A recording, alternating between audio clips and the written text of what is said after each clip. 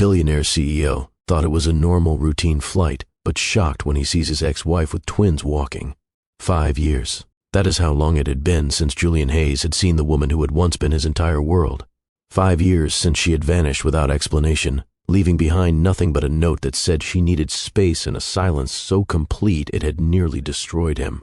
And now, standing in the aisle of a private jet at 40,000 feet, with nowhere to run and nowhere to hide, Julian found himself staring at 2 children who shared his eyes, his jawline, and his blood. Children he never knew existed. The little girl looked up at him with an expression of innocent curiosity. "Mama, who is that man? He looks mad." The boy beside her was different. Watchful, protective. He angled his small body toward his mother like a shield, and when he spoke, his voice carried a weight far beyond his years. "Mama, you said our dad was someone who made bad choices. Is this him?" Julian could not breathe, could not think, could not do anything except stand there while his entire understanding of the past 6 years crumbled to dust at his feet. "Yes, baby." Naomi's voice was steady, but Julian saw the tremor in her hands, the fear she was fighting to hide. "This is your father. His name is Julian Hayes." The boy studied Julian with eyes that missed nothing, eyes that were exactly like his own. "Are you going to try to take us away from Mama?" And in that moment, Julian realized that the woman he had loved, the woman he had searched for, the woman he had mourned like she was dead, had not simply left him. She had run from him. She had hidden his children from him, and she had raised them to believe he was someone to fear. What happened 6 years ago that made a pregnant woman flee in the middle of the night? What did Julian do, or what did Naomi think he did? And now that fate has forced them back together in a cabin 30,000 feet above the earth, will this be the beginning of healing or the final destruction of any hope they ever had?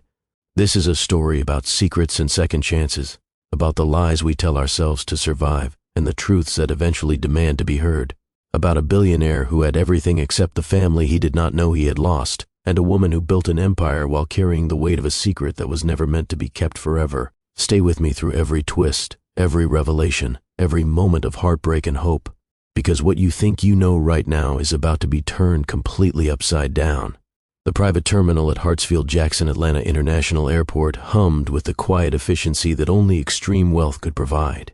Marble floors stretched beneath crystal chandeliers.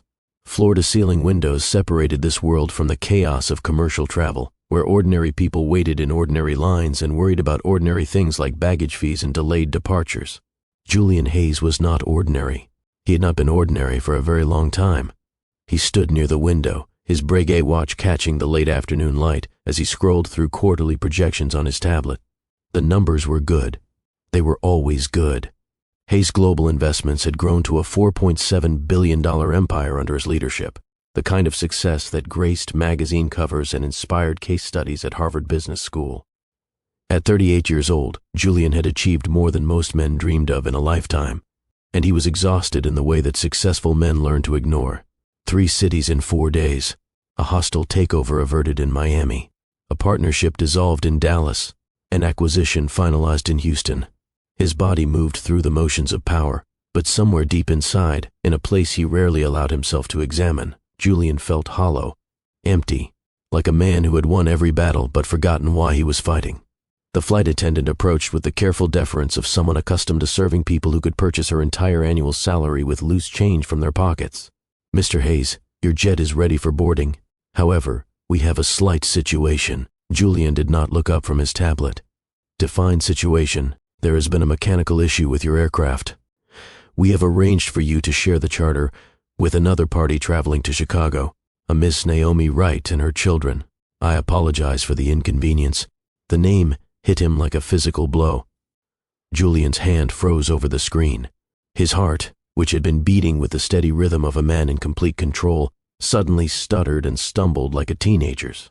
He had not heard that name spoken aloud in 6 years, had not allowed himself to think it, had not permitted anyone in his organization to mention it.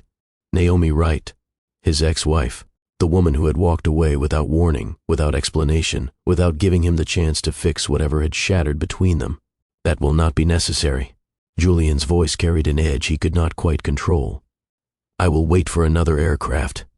I am afraid there is not one available for several hours, sir. Ms. Wright's party has already boarded. The cabin is configured for privacy. You would not need to interact if you prefer. Julian considered his options with the rapid calculation that had made him billions. He had a board meeting in Chicago tomorrow morning. Investors were waiting on his decision about the Westbrook merger. 100 people depended on him showing up and performing at his best. Missing this flight was not simply inconvenient. It was potentially catastrophic. Fine. The word tasted like surrender. I will board. He gathered his belongings with the deliberate calm of a soldier walking into battle.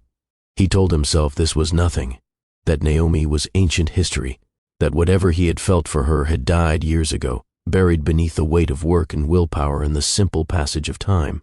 He almost believed it. Almost. The interior of the Gulfstream G650 was divided into 3 distinct sections: a forward cabin with cream leather seats arranged for meetings, a mid-cabin lounge area with facing sofas and a small bar, a rear private suite with a bedroom and bathroom for longer flights. Julian entered through the forward cabin, expecting to see Naomi somewhere in the distance, prepared to offer a cold nod of acknowledgement before retreating to his section like a general withdrawing from contested territory. What he saw instead stopped him completely. Naomi Wright sat in the lounge area, her dark locks pulled back from her face in a style that was both elegant and effortless. She wore a fitted burgundy dress that probably cost a fraction of what her business, whatever it was now, could afford. And she was laughing at something, laughing with a warmth and freedom that Julian had almost forgotten she possessed. But it was not Naomi who stole his breath. It was the 2 children sitting across from her, a boy and a girl, maybe 5 or 6 years old, with skin the color of warm honey and features that combined their mother's beauty with something achingly, unmistakably familiar.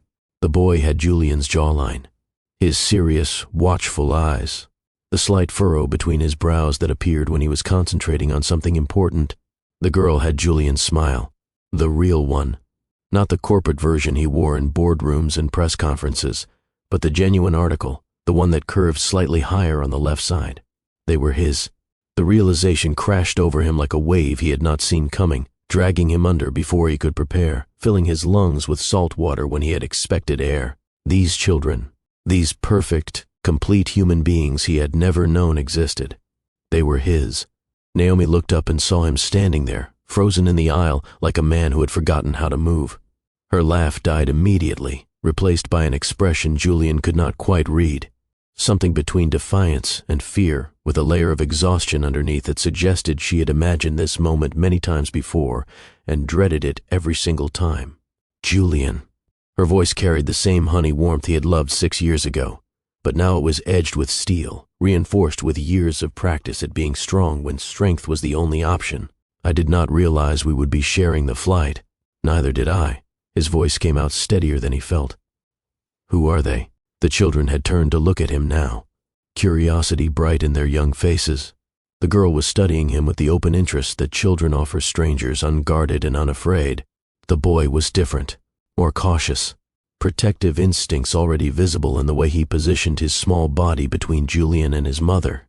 Mama, who is that man? He looks mad. He is not mad, sweetheart.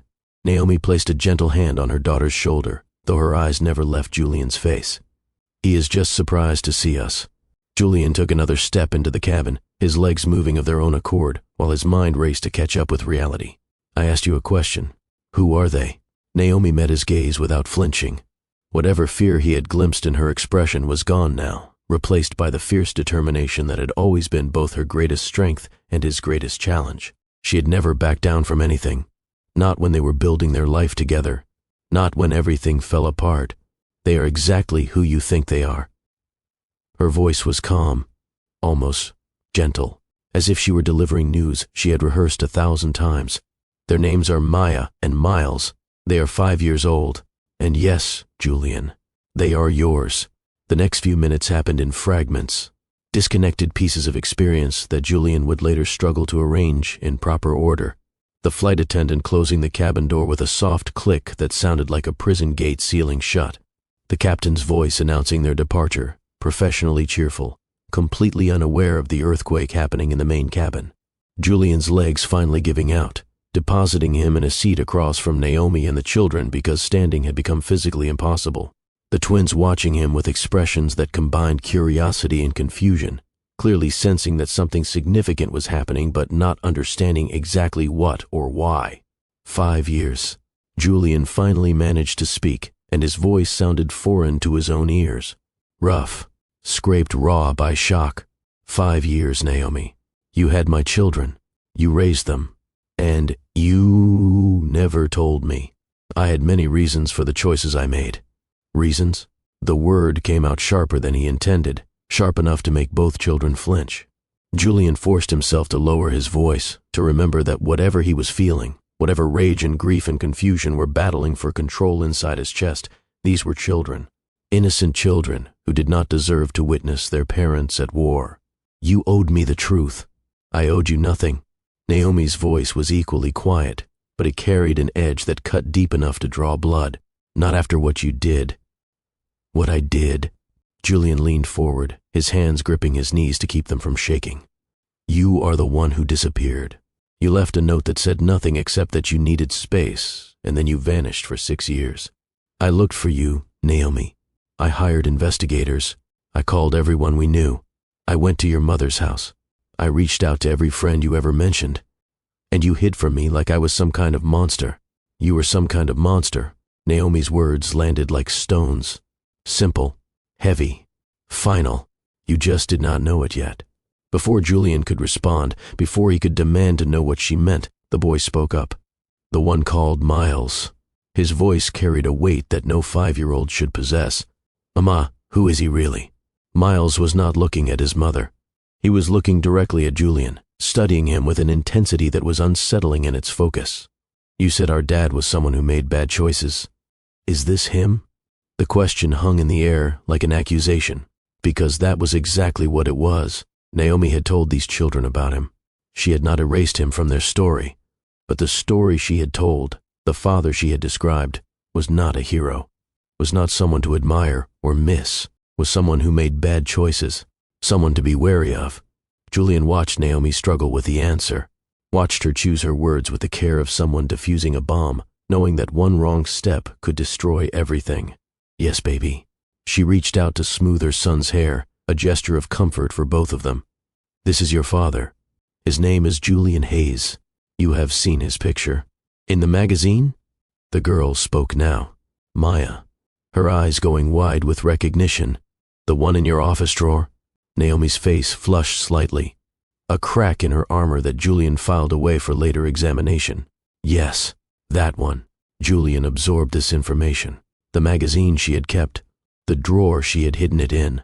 The fact that she had shown the children his picture when they asked about their father. She had not erased him completely. She had maintained some thread of connection, some acknowledgement that he existed, even while keeping him entirely in the dark about the most important thing that had ever happened to him. I want an explanation. Julian's voice was low, controlled.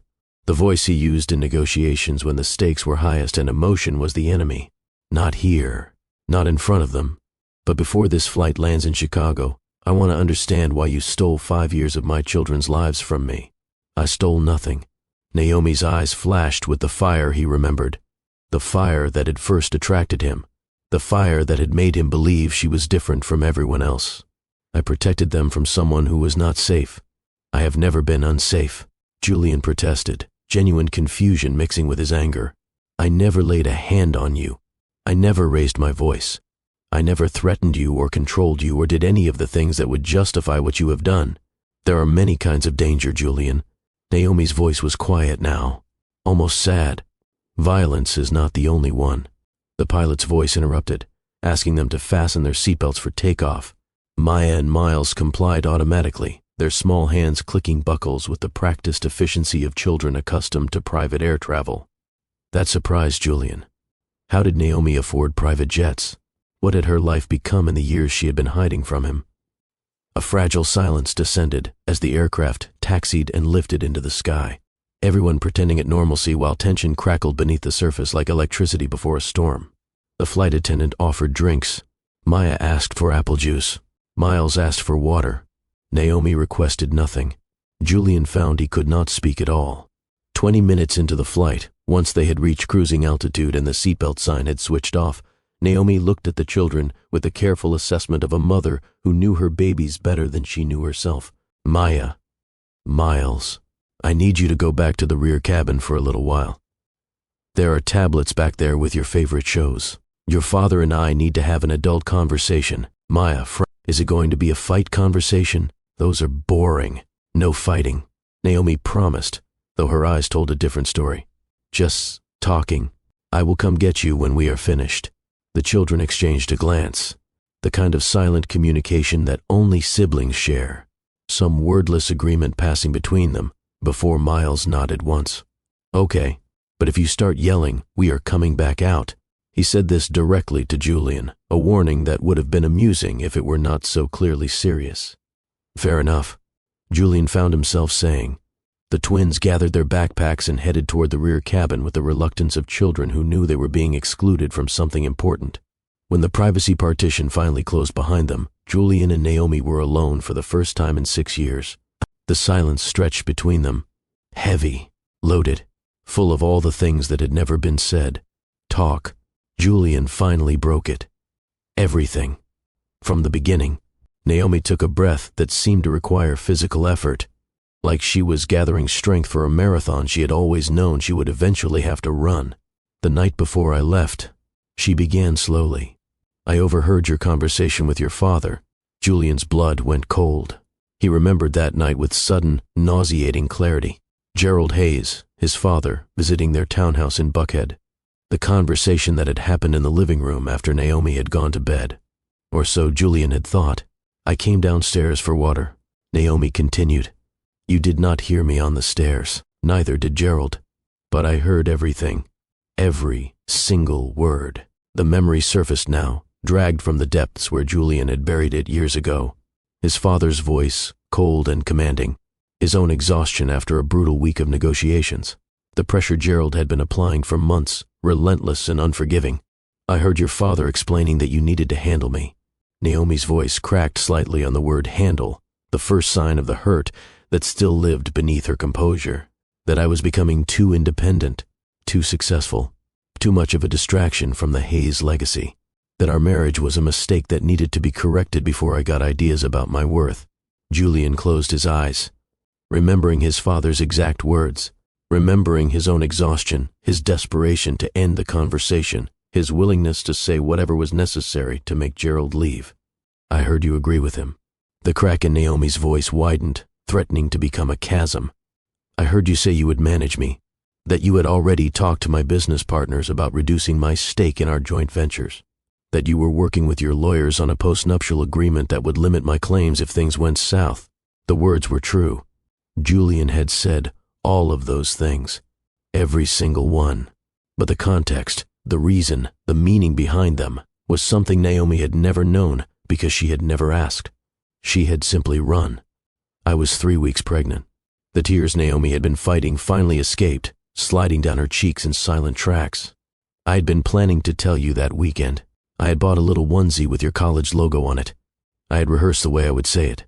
And instead of sharing the happiest news of my life with my husband, I learned that my husband saw me as a problem to be solved, an asset to be managed, a mistake to be corrected.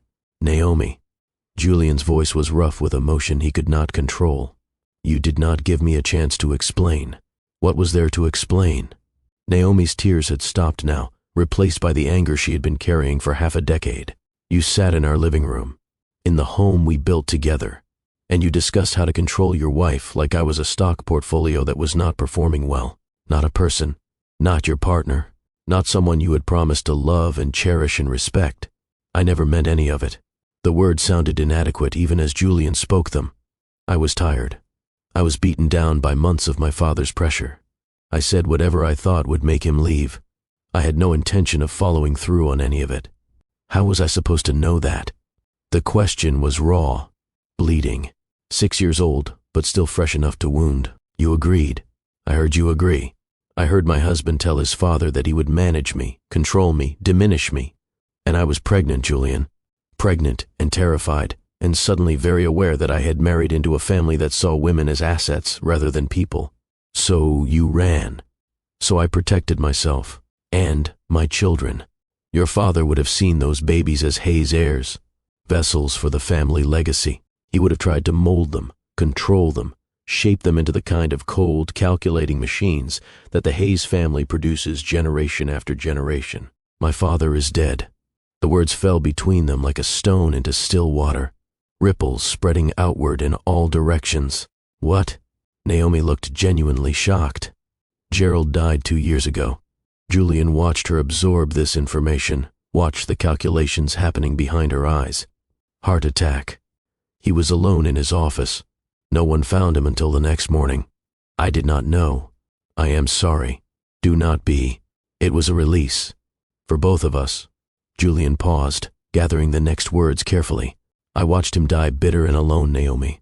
Surrounded by money and power and completely devoid of any real human connection. His wife had left him decades ago. His children tolerated him out of obligation rather than love. His grandchildren, the ones he knew about, had been taught to fear him. He built an empire and ended up with nothing that actually mattered. Julian. Naomi's voice was soft now. Uncertain. Watching him die changed me. I saw where his path led, and I decided I did not want to follow it. I have spent the last 2 years in therapy, examining every pattern I learned from him, questioning every assumption I was raised with, trying to become someone different, someone better, someone I could actually respect when I looked in the mirror. Why? Because I was empty. Julian admitted the truth he had barely acknowledged to himself. I had everything, billions in assets, properties around the world, the ability to buy anything I wanted, and I was completely alone. No real friends, no meaningful relationships, no purpose beyond the next acquisition, the next deal, the next number to add to a pile of numbers that already meant nothing. I realized I had spent my entire life building a prison and calling it success. The confession hung in the air between them, vulnerable in a way Julian had never allowed himself to be. He had just handed Naomi a weapon she could use against him, and he did not know if she would choose to use it.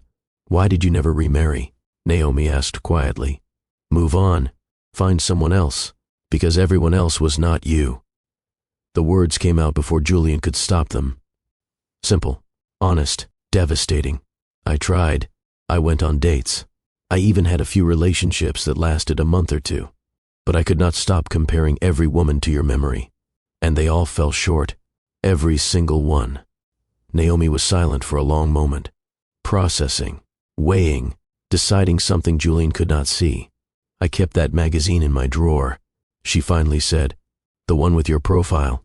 The children found it once when they were 3. They asked who the man in the picture was. I told them it was their father, that he was someone who had made bad choices, but that maybe someday, when he learned to be better, he might come into their lives. You left room for me, Julian realized. I left room for possibility, Naomi corrected, because as angry as I was, as hurt and betrayed as I felt, I also knew that people can change, that the man I married, the man I fell in love with, was not the same as the man I heard agreeing with his father. I hoped the good man was still in there somewhere. I just was not willing to risk my children's safety on that hope. And now I do not, Naomi admitted. I have watched you for 30 minutes, trying to read you, trying to see if the man sitting across from me is the one I ran from or the one I married. And honestly, Julian, I cannot tell yet. The shock might be making you temporarily human. The old Julian might come back as soon as the shock wears off. Then give me the chance to prove otherwise. Julian leaned forward, urgency overcoming caution. Not for us, not for our relationship, whatever that was. For them, for Maya and Miles. They deserve to know their father. They deserve the chance to decide for themselves whether I am worth knowing. And if you hurt them? Naomi's voice was fierce now, protective, the voice of a mother who would burn the world to keep her children safe.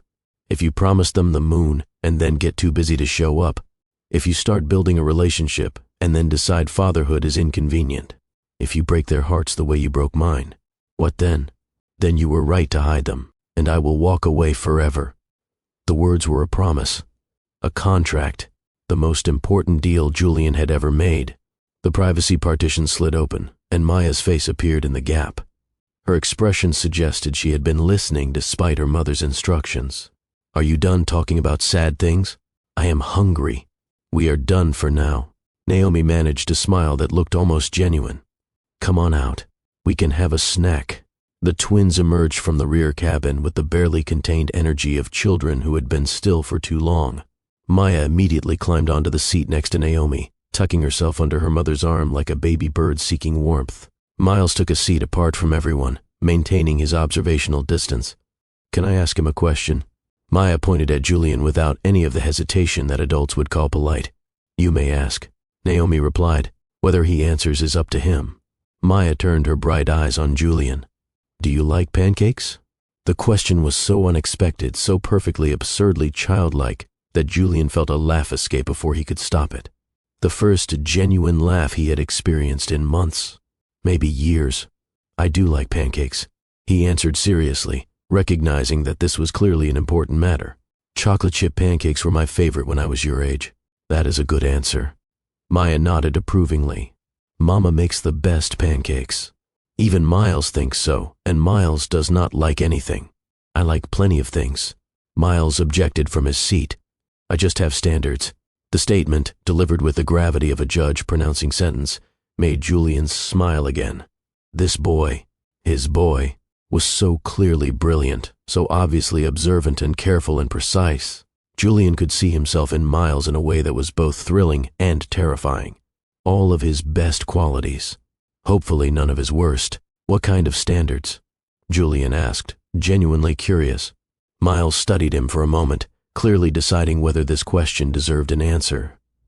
"Good music. Books with actual plots. Food that is not trying to be something it is not." "What does that mean?" "Food trying to be something it is not? Like when restaurants put foam on things." Miles's face twisted with disgust. "Why does everything need foam? Just serve the food. Stop making it into a science experiment." Naomi caught Julian's eye over their son's head, and for just a moment, the ghost of their old connection flickered between them. The shared amusement of parents observing their child's peculiarities. The wordless communication that comes from truly knowing another person. It was gone as quickly as it came. But Julian had seen it, and he would remember it. The rest of the flight passed in an uneasy détente, Julian asking the children questions, Maya answering freely, chattering about school and friends and the elaborate fantasy world she and Miles had created involving kingdoms and dragons and architectural achievements. Miles answering more carefully, offering facts rather than feelings, keeping his essential self protected. Julian learned that they lived in Chicago, in a neighborhood called Lincoln Park, that they attended a school called Bright Horizons Academy, which Naomi had chosen after researching 17 different options, that Maya wanted to be an artist or an actress, or possibly a veterinarian who specialized in imaginary creatures, that Miles wanted to be an engineer or an architect or possibly both, because buildings that fell down were unacceptable and someone needed to make sure they did not. He learned that Naomi had built something called Wright Media Group, that she had offices in downtown Chicago and Los Angeles, that she employed over 200 people and had somehow constructed a $127 million empire while raising twins as a single mother. The daughter of a woman who had spent 20 years being controlled by a man who claimed to love her had turned herself into exactly the kind of independent, powerful, unmovable force that Gerald Hayes had feared. Julian felt something that might have been pride, something that might have been grief, something that was definitely awe. The plane began its descent into Chicago, the captain's voice announcing their approach, asking everyone to return to their seats and fasten their seatbelts. Maya complained that she was not done with her show. Miles complied without comment, already buckled before the announcement finished. Julian watched them. His children, still strangers, already everything. "What happens now?" he asked Naomi quietly as the city lights rose to meet them. "When we land, what comes next?" Naomi was silent for a long moment, her face turned toward the window, watching Chicago spread out below them like a glittering promise. "One dinner," she finally said. "All four of us. You said you wanted a chance to prove yourself. This is step one. One dinner. After that, we will see." "One dinner," Julian agreed. "And if Maya wants pancakes at 10 o'clock at night, then you are dealing with the inevitable sugar crash that follows." Naomi's mouth curved in something that was almost a smile. "Welcome to parenthood." The plane touched down. The cabin door opened, and Julian Hayes walked off that aircraft into a night that felt like both an ending and a beginning. Behind him were 6 years of not knowing, of missing everything, of building an empire while his children grew up without him. Ahead of him was uncertainty, the chance to prove himself, the terrifying possibility of failure. But beside him, temporarily, cautiously, were Maya and Miles, his daughter and his son, real and present and alive. He did not know if Naomi would ever trust him again. He did not know if he could become the father these children deserved. He did not know if the damage his father had done, the patterns Julian had inherited, could ever be fully overcome. But for the first time in 6 years, Julian Hayes knew what mattered. And that, he decided, was where everything real had to start. Before we continue with what happens next, with that first dinner and all the revelations it will bring, I need to pause and speak directly to you. If this story is resonating with you, if you have ever experienced the pain of miscommunication or the weight of secrets that should have been shared, if you have ever been the one who ran or the one who was left behind, I need you to do something for me right now. Hit that like button, not because I'm asking, but because when you engage, the algorithm shows this story to other people who might need to hear it. Someone out there is going through their own version of Julian and Naomi's pain. Someone needs to know that healing is possible, that second chances are real, that broken things can sometimes be rebuilt. Share this story with someone who needs it. Subscribe if you have not already, and turn on notifications, because what happens next is going to change everything you think you know about forgiveness and family. Now back to Chicago, where a billionaire, his ex-wife, and 2 5-year-old children are about to have the most important dinner of their lives. They ended up at a 24-hour diner 6 blocks from the private airport. Not the kind of establishment Julian would normally frequent. Fluorescent lights buzzed overhead. Vinyl booths lined the walls in alternating shades of red and orange. Laminated menus advertised breakfast served all day in cheerful fonts that had not been updated since the 1980s. Julian looked spectacularly out of place in his $3,000 suit, sitting in a booth designed for people who measured their success in surviving the week rather than in quarterly earnings reports. But Maya had spotted the diner from the car window and immediately declared that it looked like a pancake place, and Julian was not about to start his fatherhood by disappointing her. "I want chocolate chip pancakes," Maya announced as soon as they sat down, "with extra whipped cream, and sprinkles if they have them." "It is 10:30 at night," Naomi said gently. "Maybe something smaller." "But pancakes are important," Maya insisted. "Julian said so on the plane." "I did say that," Julian confirmed, earning a look from Naomi that suggested he was already learning the wrong lessons about parenting. "What? Pancakes are important. Breakfast food at night is fundamentally wrong," Miles stated, examining the menu with the intensity of a health inspector. "I will have a burger. Plain. No weird sauces." "A burger is not weird sauces." The waitress had appeared beside their table, notepad in hand, clearly amused by the family dynamics on display. "What can I get for you folks?" They ordered. Chocolate chip pancakes for Maya, a plain burger for Miles, coffee and toast for Naomi, who claimed to be too emotionally drained for anything more substantial, and pancakes for Julian, matching Maya's order in a strategic choice she noticed and clearly appreciated. "You like the same pancakes as me," Maya observed with satisfaction. "That is a good sign." "A good sign of what?" "That you might be okay." She shrugged with the casual confidence of a child who had already made up her mind. "Mama says you have to watch what people order at restaurants. It tells you a lot about them." Julian glanced at Naomi. "What does my order tell you?" "That you are trying very hard to impress my daughter," Naomi replied, "which is either sweet or manipulative. I have not decided yet. Give me credit for learning the game." Julian found himself smiling despite the tension. "You raise them to be judges. I am simply presenting my case." The food arrived, and for a few minutes everyone focused on eating rather than the impossibility of the situation. Maya devoured her pancakes with enthusiasm that suggested impending sugar disaster. Miles consumed his burger with methodical precision, examining each bite before committing to it. Naomi picked at her toast without really eating it, her eyes moving between Julian and the children with an expression of someone waiting for the other shoe to drop. "Can I ask you a question?" Miles said suddenly, setting down his burger with the deliberation of someone about to conduct an important interview. "Of course. Are you going to try to take us away from Mama?" The table went silent. Maya's fork froze halfway to her mouth. Naomi's hand tightened around her coffee cup, and Julian felt the weight of the question settle over him like a physical pressure, understanding that his answer in this moment would determine everything that followed. "No," he said the word clearly, simply, looking directly into his son's eyes so Miles could see he meant it. Never. I would never do that. Your mother is your world. She has raised you, protected you, given you everything you needed. I'm not here to take over or undermine or replace her. I am here to earn a place in your lives. If she will let me. If you will let me. Miles considered this, his small face serious, his brilliant mind clearly processing, evaluating, searching for deception. That is a good answer. He finally said, some of the answers you could have given were bad. What were the bad answers? Saying you would never try but meaning you might, saying it was complicated, saying you needed to talk to your lawyers. Miles ticked them off like items on a checklist. Adults think children do not understand what those things mean. We understand. Julian felt something crack open in his chest. Pride, grief, amazement. This boy, this extraordinary boy, his son. You are very smart, he said, honestly. I think you might be smarter than me. Probably.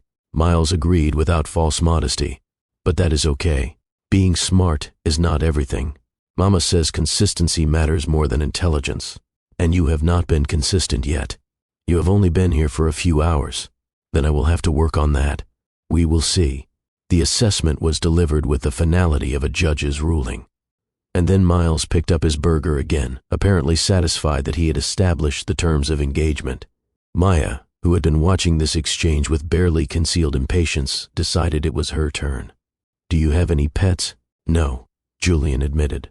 I travel too much. It would not be fair to an animal. You should get a fish, Maya suggested. Fish do not care if you travel. You just have to get one of those automatic feeders.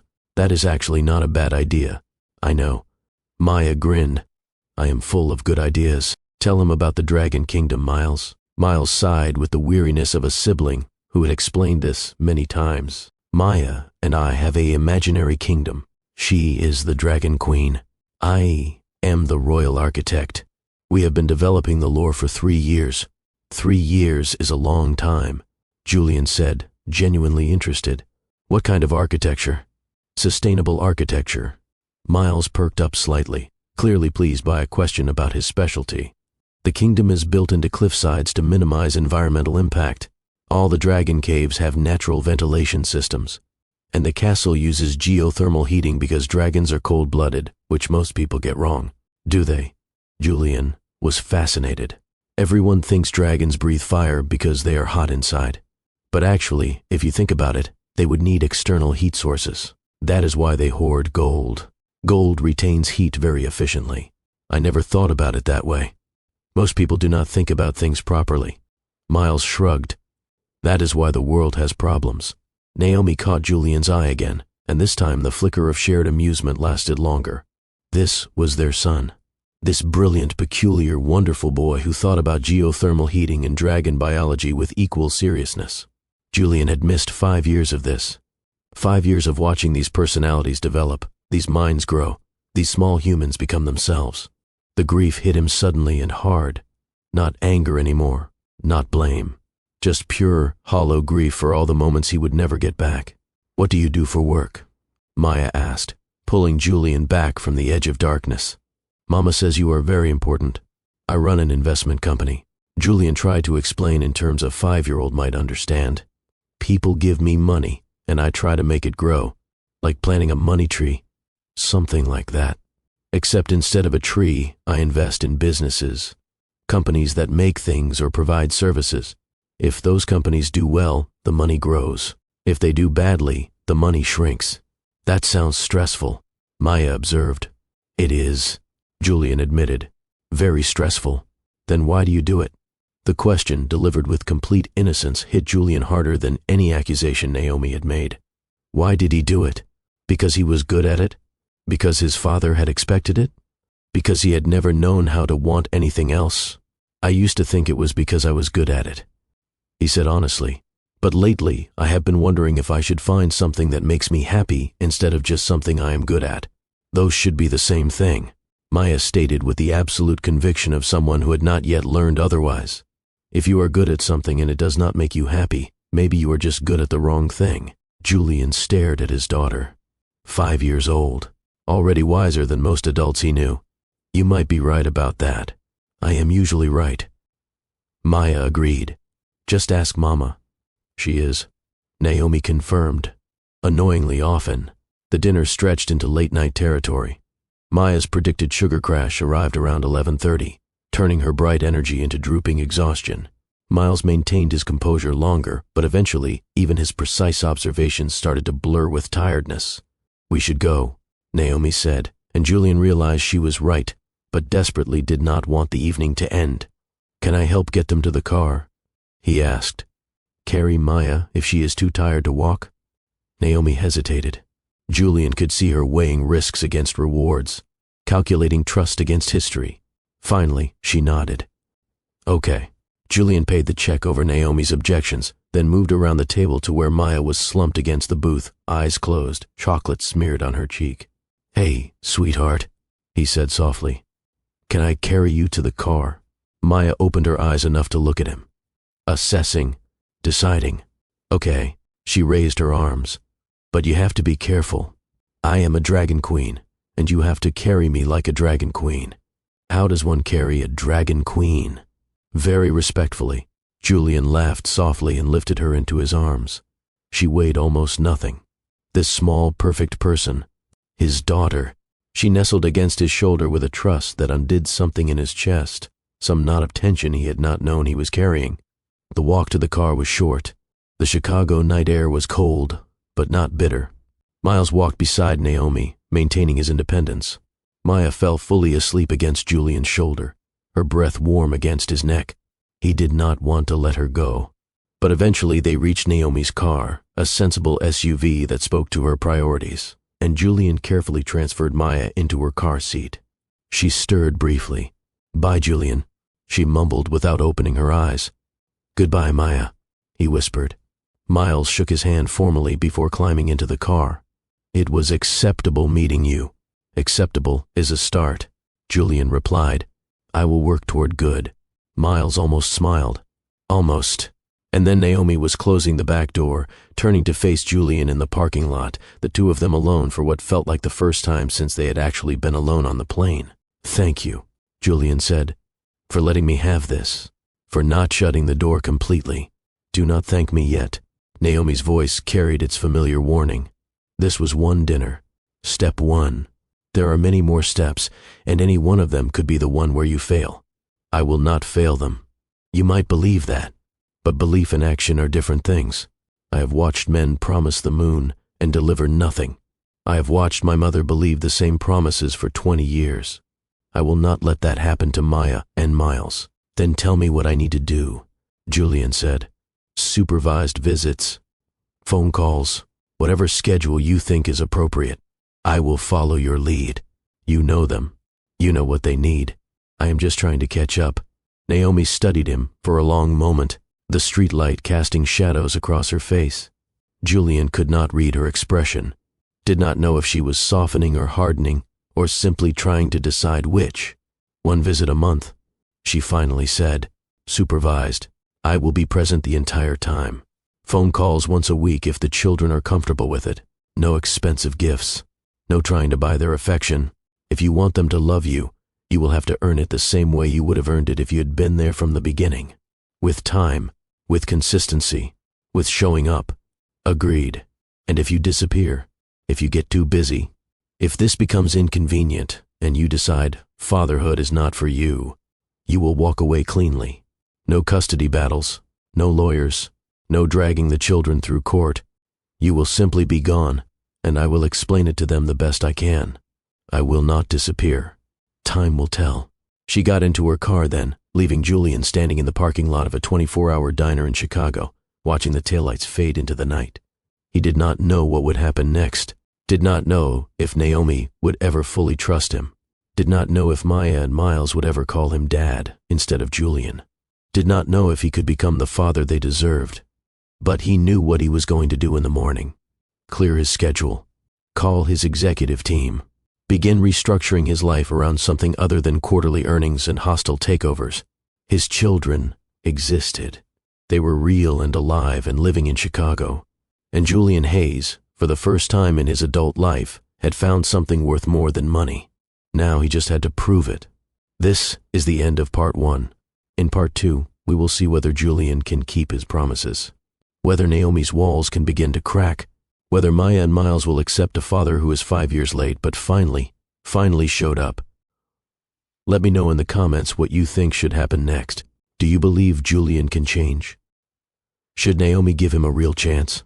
And what do you think Maya and Miles will decide about the stranger who turned out to be their father? Hit that like button if you are invested in this family. Subscribe to Mr. Dalton's Storyhouse and turn on notifications so you do not miss part 2. Because trust me, you are not going to want to miss what happens next. The first month passed like a test Julian had not studied for, but was determined to ace anyway. He flew to Chicago 3 days after that first dinner, clearing his schedule in ways that made his executive team question his sanity. The Westbrook merger could wait. The quarterly board meeting could be handled by his second-in-command.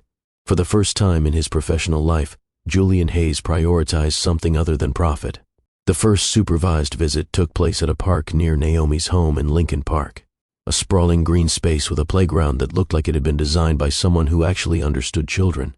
Climbing structures in bright colors, swings in multiple sizes, a sandbox that Miles immediately declared unsanitary, but Maya dove into without hesitation. Naomi sat on a bench nearby, close enough to intervene if necessary, far enough to give the illusion of privacy. Julian felt her eyes on him constantly, watching, evaluating, waiting for him to fail. "Push me on the swings," Maya demanded, already climbing onto a seat too big for her small frame. Julian approached carefully, unsure of the physics involved. How hard was too hard? How high was too high? He had negotiated billion-dollar deals with less anxiety than he felt pushing his daughter on a playground swing. "Higher," Maya commanded. "I want to touch the sky." Julian pushed a little harder. Maya's delighted shriek echoed across the playground. Miles watched from the edge of the sandbox, pretending not to care while clearly monitoring every interaction. "You are not pushing hard enough," Maya declared. "Mama pushes harder than that." "Your mother is braver than me." "That is true," Maya agreed. "Mama is the bravest person in the world. She built her whole company by herself."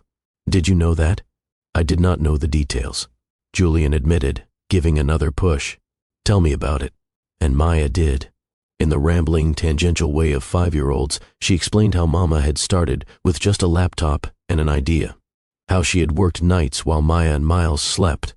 How she had built something called Right Media Group that made videos and websites, and something called content strategy that Maya did not fully understand but knew was important. "Mama says hard work beats everything," Maya concluded. "Even when things are scary, even when you do not know if it will work, you just keep going until it does. Your mother is very wise." "I know." Maya grinned. "I am going to be just like her when I grow up, except I am also going to have dragons." "Real dragons?" "Obviously, real dragons." Maya looked at him like he was slightly dim. "What is the point of fake dragons?" Julian found himself laughing again. This child, his child. She had inherited Naomi's fire and confidence. She faced the world like it was hers for the taking. He had missed 5 years of watching her become this person, and the grief of that struck him fresh every time she said something that revealed who she was. From across the playground, Miles had apparently decided to join them.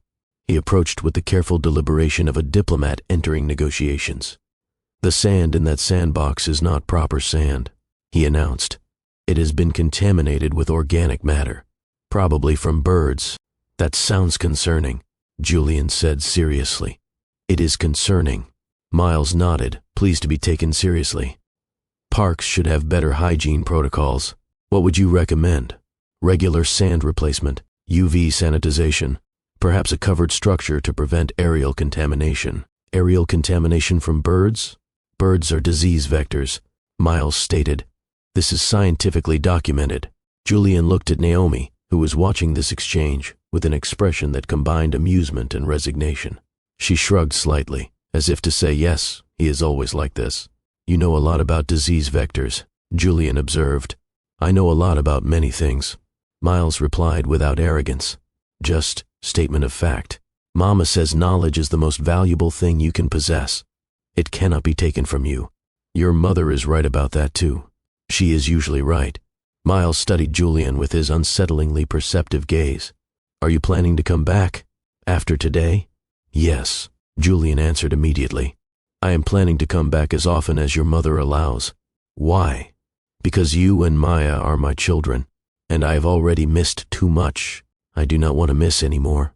Miles considered this, processing, evaluating against whatever criteria he used to judge adult sincerity. That is an acceptable answer. He finally said, but answers are easy. Mama says actions are what matter. Then watch my actions. Julian met his son's eyes directly. I will show you. We will see. The phrase was becoming familiar. Miles's version of trust, but verify. Julian understood it, respected it even. This child had learned to be cautious because the world had taught him that caution was necessary. Breaking through that caution would take time and consistency. The visit lasted 3 hours. Maya exhausted herself on the playground equipment, declared Julian acceptable for a first attempt, and fell asleep in the car on the way home. Miles maintained his observation post throughout, offering occasional comments and corrections, gradually relaxing as the afternoon progressed without disaster. When Julian said goodbye at Naomi's door, he felt like he had run a marathon. Every muscle ached with the effort of being present, being careful, being worthy of these small humans who had not asked for any of this. Same time next month? He asked Naomi. Same time next month. She confirmed. I will send you their school schedule, so you know what they are doing. And Julian. She paused, something shifting in her expression. You did okay today. It was the smallest possible praise. But from Naomi, in this moment, it felt like a victory. The weeks between visits became a new kind of torture. Julian had never been good at waiting. His entire career had been built on aggressive action, on seizing opportunities before they could slip away. But with Maya and Miles, he could not rush, could not acquire, could not negotiate his way to a faster outcome. He could only wait, and try to stay connected in the small ways Naomi allowed. The first video call happened during week 2. Julian sat in his Atlanta office, staring at a screen that showed his children in their living room in Chicago. Maya dominated the conversation immediately, describing a drama that had unfolded at school involving someone named Brianna and a disputed claim about who got to be line leader. She said she was line leader first, but she was not. Maya's outrage was palpable. I was there before her. Everyone saw it. But Mrs. Patterson made us share, which is not even how line leader works. That sounds frustrating, Julian said, trying to keep up. It was very frustrating. But then Brianna shared her fruit snacks with me at lunch, so I guess we are friends again. She has the good kind, the ones shaped like sharks. The transition from mortal enemy to best friend had apparently taken less than 3 hours. Julian filed this information away under things children do that adults should probably learn from. Miles, do you want to say anything? Naomi prompted gently from off camera. No, Miles said, then paused. Actually, yes. I finished my Lego spaceship. It has functioning landing gear. That sounds impressive. Julian leaned forward, genuinely interested. Can you show me? Miles hesitated, then lifted a complex construction into frame. It was intricate, detailed, the work of a child who thought about things like landing gear functionality instead of just snapping pieces together randomly. The landing gear extends when you push this lever, Miles demonstrated, and retracts when you push it back. I designed it myself. The instructions did not have this feature. You modified the design? The original design was inefficient. Miles shrugged. I improved it. Julian felt that swell of pride again. This brilliant boy. His son. Engineering solutions at 5 years old. That is remarkable, Miles. I am very impressed. Miles's expression remained neutral, but Julian caught the slight lift at the corners of his mouth. Pleased, despite himself. The calls became a weekly ritual. 15 minutes every Wednesday evening, right before the twins' bedtime. Maya would talk about school and friends and the ongoing saga of her imaginary dragon kingdom. Miles would show engineering projects and offer commentary on things that annoyed him, which was a surprisingly long list for a 5-year-old. And Julian would listen, really listen, the way he had never learned to listen when he was building his empire. By the 3rd week, something had shifted. Maya started asking when Julian would visit again. Miles started referencing previous conversations, testing whether Julian remembered what he had told him. They were building threads of connection, fragile but real. And Julian found himself living for those Wednesday calls in a way that frightened him slightly. He had built a $4.7 billion empire. He had weathered hostile takeovers and market crashes and the death of his father, but nothing had ever felt as important as making sure he never missed a video call with his children. The second month brought new challenges. Julian arrived in Chicago on a Friday afternoon, having cleared his schedule despite protests from everyone on his executive team. The Westbrook merger was entering its final stages. His presence was supposedly essential. But Julian had learned something in the week since discovering his children. He was replaceable at work. He was not replaceable as their father. The visit was at the Natural History Museum, Miles's choice. Maya had wanted the zoo, but Naomi had brokered a compromise. Museum this month, zoo next month. Miles came alive among the dinosaur exhibits in a way Julian had not seen before. His usual reserve melted away as he explained extinction events and fossil formation, and the difference between paleontologists and archaeologists with passionate intensity. Most people confuse them, Miles said, leading Julian through the halls like a tour guide with tenure. But paleontologists study prehistoric life through fossils. Archaeologists study human history through artifacts. Completely different disciplines. I confess I may have confused them before today. Julian admitted. That is understandable. You did not have the correct information. Now you do. The vote of confidence, however small, felt like progress. Maya, meanwhile, had discovered the gem and mineral collection and was insisting that several specimens were actually dragon eggs in disguise. This one is definitely a dragon egg. She pointed at a large geode, its purple crystals sparkling under the museum lights. You can tell because it is purple. Dragons love purple. How do you know dragons love purple? Julian asked. Because purple is the best color, obviously. Maya rolled her eyes at his ignorance. And dragons have good taste. The logic was flawless, at least by 5-year-old standards. After the museum, they stopped for lunch at a pizza place nearby. Nothing fancy, just a neighborhood restaurant with checkered tablecloths and crayons on every table. Maya immediately began drawing purple dragons on her placemat. Miles began sketching something that looked like architectural plans. What are you drawing? Julian asked him. A better museum layout. Miles did not look up from his work. The current one is inefficient. Too much walking between related exhibits. You are redesigning the field museum? Someone should. Julian caught Naomi's eye again, and this time she actually smiled. A real smile, not the guarded politeness she had been offering. Something genuine that reached her eyes and reminded Julian of why he had fallen in love with her in the first place. The moment passed quickly, but Julian held on to it.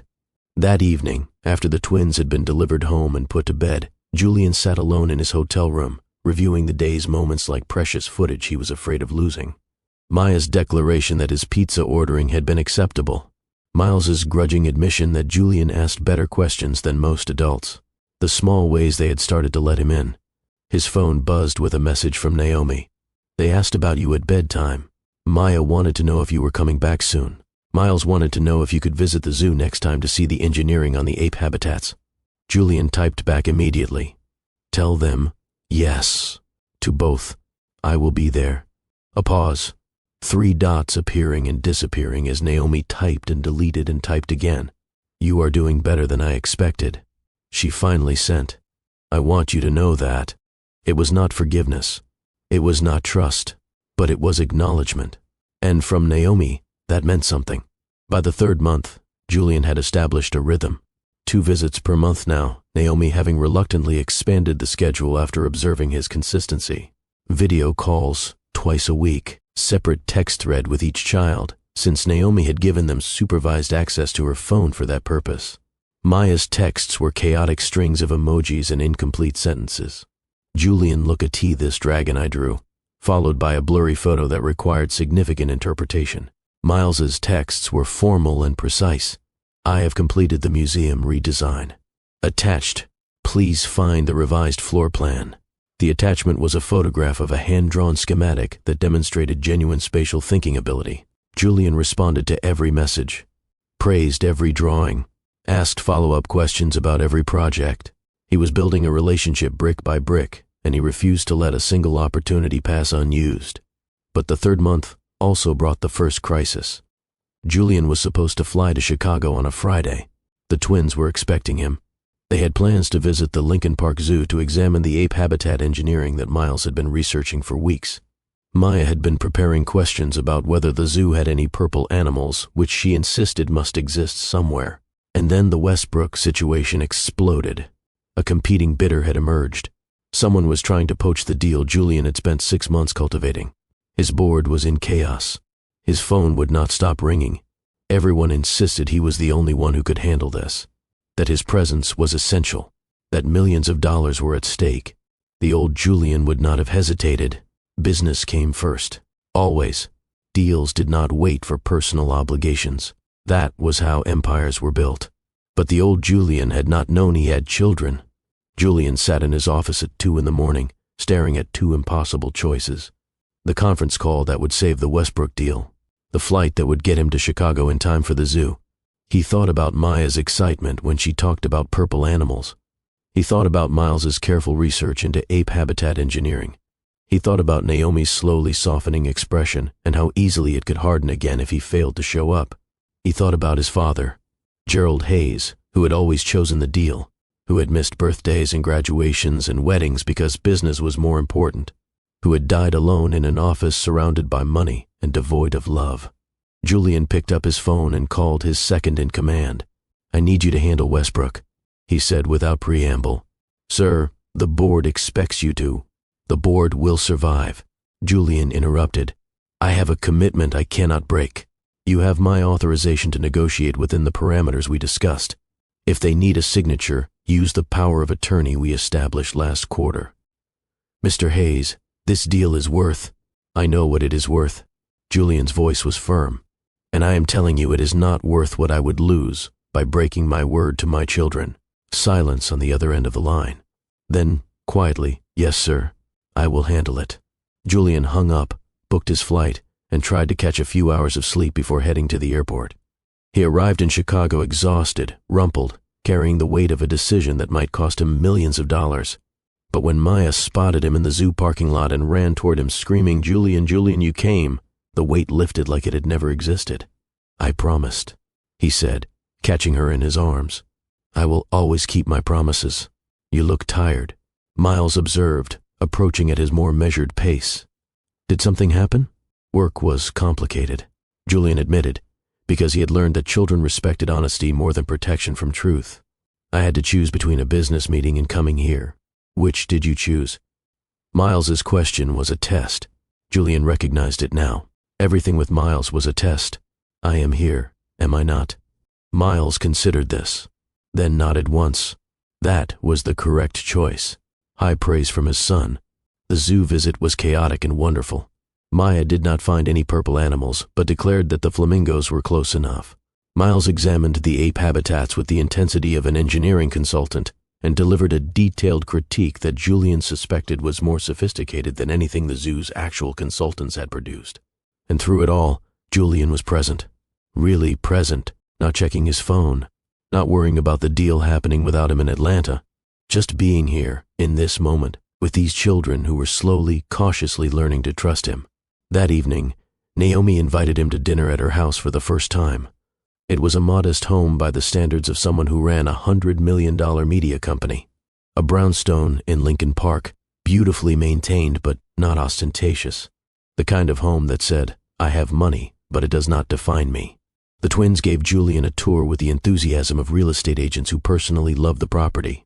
Maya showed him her room, walls covered in dragon artwork and purple everything.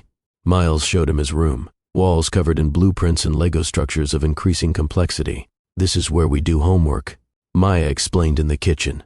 "And this is where Mama makes pancakes on Saturdays. And this is the backyard where we are building a dragon habitat." "A dragon habitat? For when we get dragons." Maya said this like it was the most obvious thing in the world. "You have to be prepared." Naomi appeared in the doorway, watching Julian navigate his children's enthusiasm with an expression that had become familiar over the past 3 months. Evaluating, assessing, but something else now too, something that looked almost like hope. Dinner was simple. Spaghetti with sauce that came from a jar because Naomi admitted she was not much of a cook.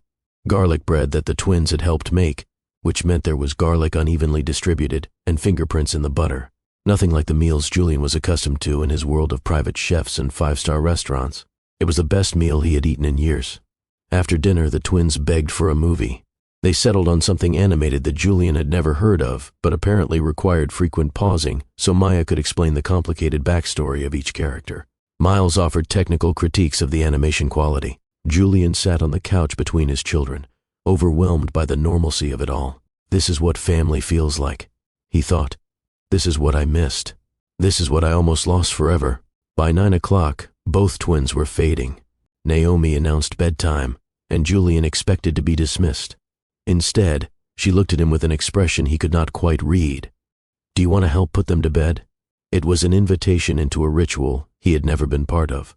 A chance to be present for something beyond the structured visits and supervised activities. Yes, he said. I would like that very much. The bedtime routine was chaos wrapped in routine. Teeth brushing that required supervision because Maya considered toothpaste optional. Pajama selection that involved lengthy debates about which dragon print was most appropriate for the current weather. Story time that stretched beyond all reasonable limits because both children had strong opinions about which book deserved attention. Julian read to them, a picture book about a lonely monster who learned to make friends. His voice felt strange doing the character voices, but Maya demanded drama, and Miles offered corrections on monster taxonomy that somehow did not disrupt the narrative. When he finished, Maya was already half asleep. Miles was fighting it but losing. Good night, Julian, Maya mumbled. Come back soon. Good night, Maya. I will. Miles said nothing, but as Julian moved toward the door, a small voice stopped him. Julian, yes, your reading voice needs work, but Miles paused. It was not terrible. From Miles, that was practically a declaration of love. Naomi walked Julian to the door while the house settled into the quiet that followed children falling asleep. You chose them over your business today, she said quietly. I know you did. Your assistant called me, trying to reach you when you were not answering your phone. I did not want to be distracted. You gave up a major deal. I gave up money, Julian corrected. I gained something more valuable. Naomi was quiet for a long moment. They stood in her doorway, the same place where their relationship had first shattered 6 years ago, though Julian had not known it then. I spent 6 years believing you would always choose the deal. She finally said, that you would always choose your father's expectations, that the man I heard that night was who you really were. That man was a coward, Julian replied, a coward who was too afraid to stand up to his father, a coward who let his fear cost him everything that mattered. And now I am trying to be someone else. I cannot promise I will always succeed, but I can promise I will always try. Naomi studied him with the same intensity her children had inherited, searching for something, measuring his words against his actions, against the months of consistent presence and kept promises. I believe you, she said quietly. I do not trust you yet, but I believe you are trying. It was the most she had offered since that night on the airplane, and Julian felt it settle over him like a benediction. He drove back to his hotel through Chicago streets that had become familiar, thinking about his children sleeping in their beds, thinking about Naomi standing in the doorway, her expression softening despite her best efforts to maintain her walls. Something was changing, slowly, carefully. The ice that had formed between them was beginning to show cracks. Julian did not know if it would ever fully thaw, did not know if Naomi would ever let him close again. But for the first time, he allowed himself to hope. Before we continue with the next part of Julian and Naomi's journey, I need to pause and speak directly to you. We have reached a turning point in this story. Julian has spent 3 months proving himself, showing up consistently, choosing his children over his business, and Naomi's walls are beginning to crack. But here is the thing about healing. It is never a straight line. There are always setbacks, always moments when old wounds get ripped open and all the progress seems to disappear. What happens next is going to test everything Julian thinks he has learned, everything Naomi thinks she knows about forgiveness, and it is going to force both of them to decide once and for all whether the past can ever truly be overcome. If you are invested in this family, if you want to see whether Julian and Naomi can find their way back to each other, I need you to do something right now. Hit that like button, not because I am asking, but because every like tells the algorithm to share this story with someone else who might need to hear it. Someone struggling with their own questions about trust and second chances and whether people can really change. Drop a comment and tell me what you think should happen next. Should Naomi give Julian another chance? Has he done enough? Can anyone ever do enough? I read every single comment, and your perspective matters to this community. Subscribe to Mr. Dalton's Story House and hit that notification bell, because what happens next is going to be the moment of truth for this entire story. Now let us see what happens when the walls finally start to crumble. 4 months passed, then 5, then 6. Julian's presence in Chicago had become so consistent that the twins started referencing him casually, as if he had always been part of their lives. Maya would say Julian says dinosaurs are like big chickens during school show and tell. Miles would note that Julian agrees that the municipal infrastructure in this city is poorly planned during family dinner. They were weaving him into their narrative, one small reference at a time, and Naomi watched it happen with feelings she could not quite name. She found herself looking forward to his visits in ways she had not anticipated, noticing when his flight was delayed, feeling something that might have been disappointment when business occasionally kept him from a video call. She told herself it was because the children were happy, because stability was good for them, because having 2 engaged parents was better than having one exhausted single mother trying to do everything alone. She almost believed it. Vivian Cole, Naomi's best friend and business partner, was not so easily fooled. "You are falling for him again," Vivian said bluntly over lunch one Tuesday, because Vivian had never seen the point of tiptoeing around difficult truths. "I am not falling for anyone." Naomi stabbed at her salad with unnecessary force. "I'm co-parenting. That is completely different. Co-parenting does not make you smile every time you mention his name." "I do not smile every time You are doing it right now," Vivian interrupted. Naomi realized she was, in fact, smiling. She forced her expression into something more neutral. "He has been good with the children. That is all. For 6 months straight, without a single broken promise, without a single failed visit, without any of the behavior you spent 6 years expecting from him." "People do not change that much," Naomi said, but the conviction was fading from her voice. "Some people do not," Vivian agreed. "But some people do, usually the ones who hit rock bottom and decide they want something different. The question is whether you are going to punish him forever for who he was, or give him credit for who he has become." Naomi did not have an answer. The question haunted her through the rest of the week. At the 6-month mark, Julian made an announcement. They were having dinner at Naomi's house, which had become a regular occurrence. The twins were chattering about their day while Julian listened with the focused attention that had become his trademark approach to fatherhood. And then, during a lull in the conversation, he cleared his throat. "I have some news." Naomi felt her stomach tighten. News was rarely good. News usually meant change, and change usually meant disappointment. "I am opening a Chicago office for Hayes Global," Julian continued. "A satellite location that will let me spend more time here. 3 weeks out of every month, instead of just visits." The twins erupted immediately. Maya screamed with excitement, nearly knocking over her milk. Miles's face transformed with something that looked like joy before he could school his expression back to measured approval. "That is acceptable news," Miles said, but he was smiling. Actually smiling. "Julian." Naomi's voice came out strange. Thin. "That is a significant change. I've been planning it for months." Julian met her eyes across the table. "My company can function without my constant presence. I have been training my team to handle more responsibilities. The infrastructure is in place. All that was missing was the decision to actually do it. You are restructuring your entire life. I am prioritizing what matters." Julian's voice was steady. "My children matter. Being present for them matters. I cannot be a real father from 1,000 miles away. So I am removing the distance." Naomi did not know what to say. This was not a gesture. This was a fundamental reorganization of everything Julian had built. His empire, his career, his entire identity as a business leader, all being rearranged to accommodate 2 children he had not known existed 8 months ago. It was either the most genuine thing she had ever witnessed, or the most elaborate manipulation, and she could not tell which. The Chicago move happened quickly. Within 2 months, Julian had purchased a house in Lincoln Park, less than a mile from Naomi's brownstone. Close enough for easy visits, but far enough to maintain appropriate boundaries. A beautiful craftsman-style home that he immediately began personalizing for the twins. Maya's room was painted purple, obviously, with a reading nook shaped like a dragon's lair that Julian had hired a carpenter to build based on Maya's very specific vision. Miles's room had built-in shelving for his Lego collections and a drafting table by the window where natural light would illuminate his increasingly complex engineering drawings. The first time the twins saw their rooms, Maya burst into tears of joy, and Miles forgot to maintain his composure entirely. "This is really ours?"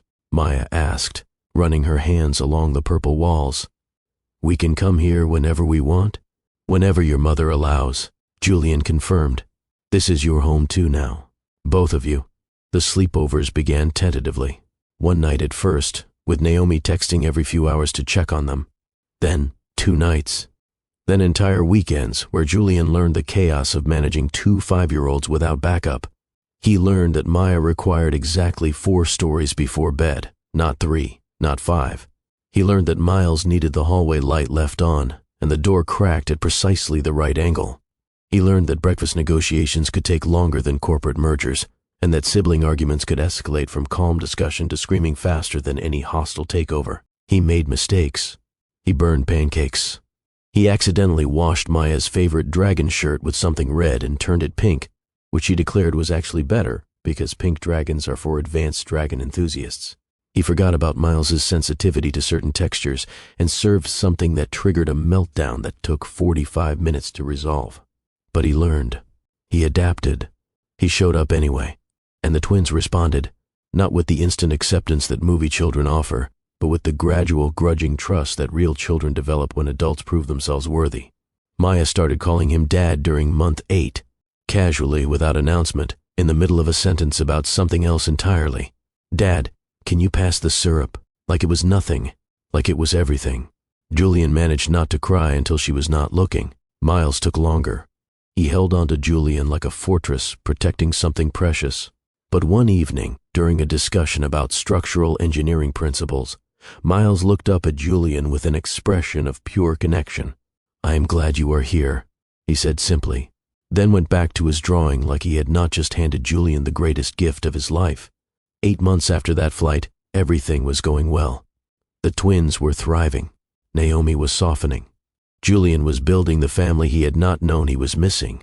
And somewhere along the way, without meaning to, without permission, Julian had started hoping for something more, something that felt like a second chance with Naomi.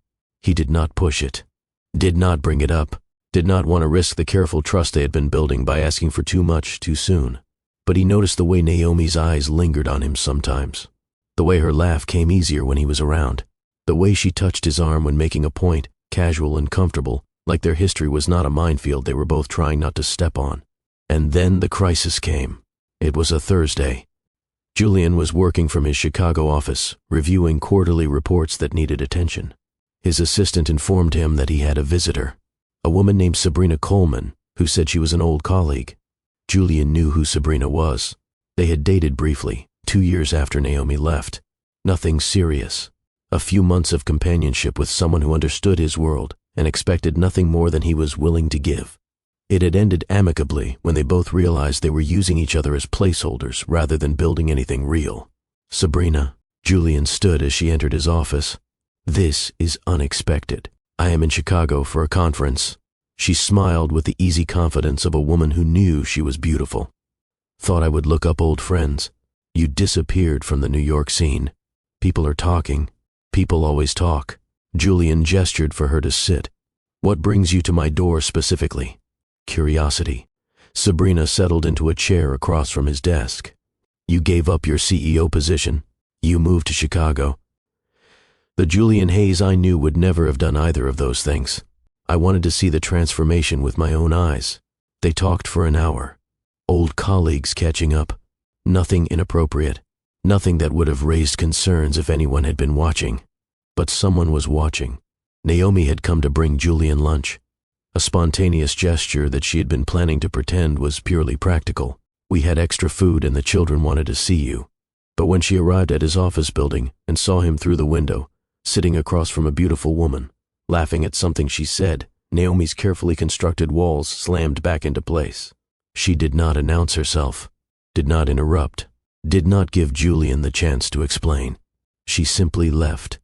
And that night, when Julian came to pick up the twins for their scheduled weekend, he found Naomi cold in a way she had not been for months. Monosyllabic, distant, walls fully reconstructed around a heart that had barely begun to heal. "Is something wrong?" Julian asked after the twins had run upstairs to gather their bags. "Nothing is wrong, Naomi." He stepped closer, trying to read her expression. "Something has changed. What happened?" "I said nothing is wrong." Her voice was ice. "The twins are excited for the weekend. Do not disappoint them." "I have never disappointed them. There is always a first time." Julian left with the children, confused and worried and sensing that something had shifted catastrophically. But the twins were excited about their weekend plans, and he would not let his concern about Naomi overshadow their time together. He would figure it out. He would fix whatever had broken. He just had to figure out what it was. The confrontation came 3 days later, after the twins had been returned home, after Julian had spent the entire weekend trying to understand what had changed, after Naomi had refused every attempt at conversation with the skill of someone who had spent 6 years building walls. "We need to talk," Julian said, standing in her doorway, refusing to leave until he got answers. "You have been pulling away for a week. Something happened, and I deserve to know what." "You deserve." Naomi laughed, but there was no humor in it. "That is rich. Coming from you, what is that supposed to mean?" "I saw you, Julian. At your office, with her." The words hit him like a physical blow. And suddenly, everything made terrible sense. "You saw Sabrina. Is that her name?" Naomi's voice was cold. "The woman you were so comfortable with. The woman who made you laugh. The woman who is probably everything I never was. Sabrina is a former colleague." Julian kept his voice calm despite the rising panic. "We dated briefly years ago. She was in town for a conference and stopped by to catch up. That is all." "That is all," Naomi repeated. "Just catching up with an ex-girlfriend. Nothing to worry about. Nothing that means anything." It meant nothing. "I promise you." "Your promises." Naomi's composure cracked, revealing the raw pain underneath. "I believed your promises once, Julian. I trusted them. And then I heard you promise your father that you would manage me like I was a stock portfolio. That was 6 years ago. And this was 3 days ago. A beautiful woman in your office. The two of you laughing together. It took 3 days for everything I thought you had become to disappear, and for the old Julian to come back. The one who chose someone else. The one who will always choose someone else. I am not choosing anyone else." Julian's frustration was rising now, mixing with the fear that everything he had built was crumbling. "I have spent 8 months proving myself to you. 8 months of showing up. 8 months of prioritizing our children over everything else. And you are throwing all of that away because of a 30-minute conversation with an old colleague." "I am protecting myself," Naomi shot back. "Something I should have done better before I let myself start believing you had changed." "I have changed." "Have you?" "Because it looks exactly the same to me.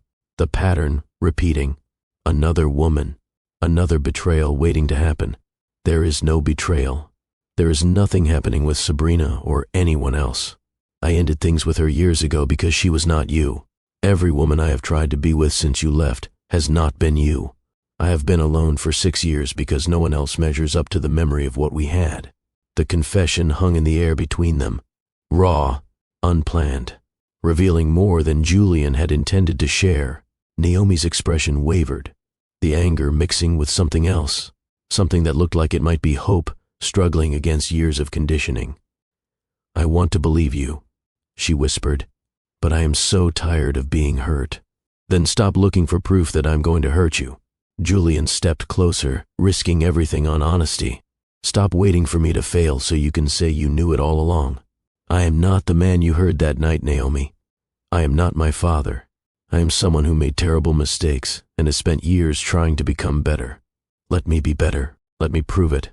Stop punishing me for who I was and see who I am now." Silence stretched between them, heavy with history and hurt, and the possibility of something different. "I do not know how," Naomi finally said. "I built these walls so high I forgot there was another side. Then let me help you find a door." Julian reached for her hand, slowly, giving her time to pull away. "We do not have to rush anything. We do not have to define anything. But we could stop fighting against what is already there." "What is already there?" "You know what is there. The same thing that was there 8 years ago when I met you. The same thing that was there when I married you. The same thing that made you keep that magazine in your drawer for 6 years. It never went away, Naomi. For either of us.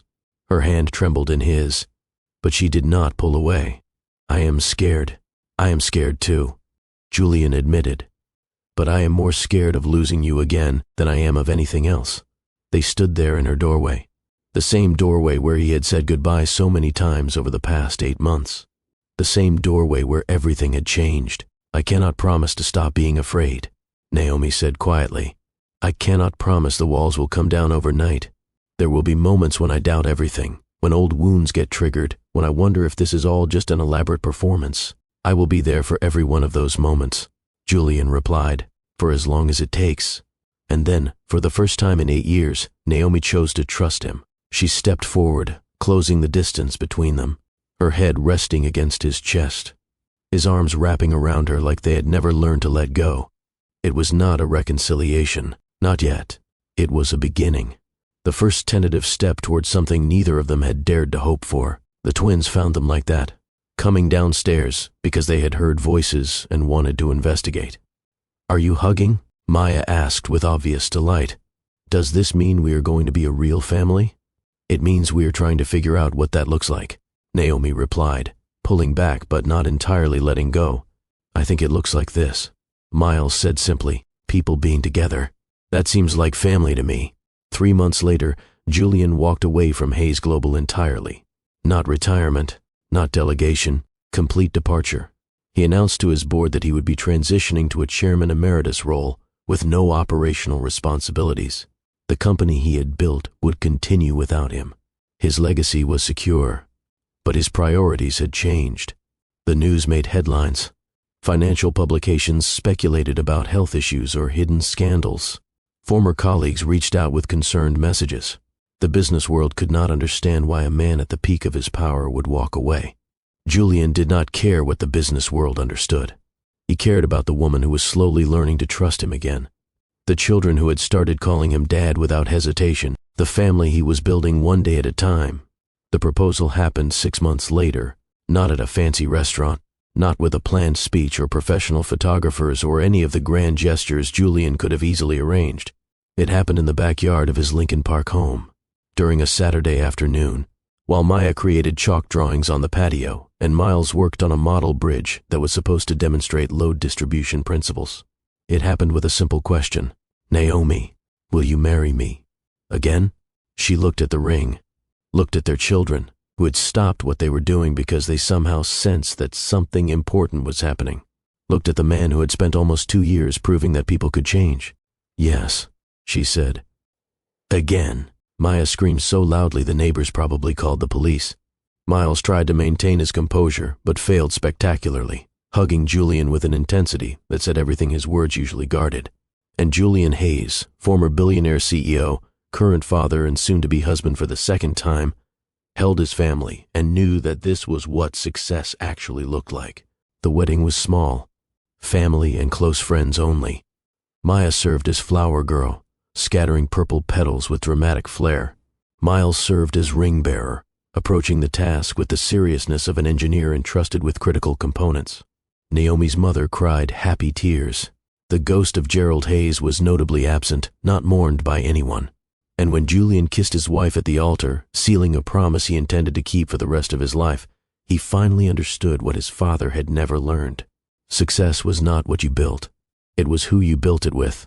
1 year after the wedding, Julian stood in the kitchen of their newly combined home, making pancakes that had finally achieved an acceptable level of quality. Dad, your pancakes are almost as good as Mom's now, Maya announced from her seat at the counter.